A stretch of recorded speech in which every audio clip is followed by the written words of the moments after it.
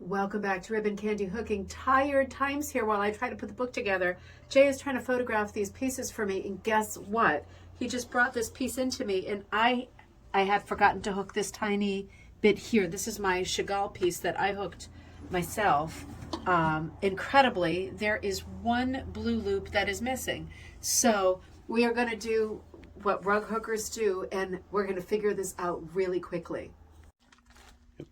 All right, well, I'm going through my little bags of bits and bobs and not really remembering what color blue it was. It wasn't dark blue, was it? It's a mix of blues. All right. I mean, there's one little guy like this. I wonder if that'll work. That could work. All right, let's see. All right. Let's see if it works. All right. Well, incredibly, if you come in close here, this one piece that I found could work.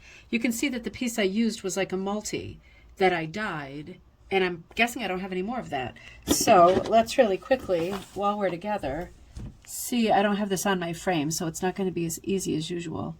But let's see if there's a chance.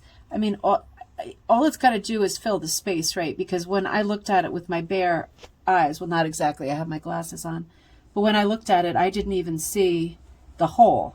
So unless I put like a neon pink or something in there, I'm probably not going to see the hole. Put a few more loops in. But what do you think? Can't even tell. I think that's going to be just fine.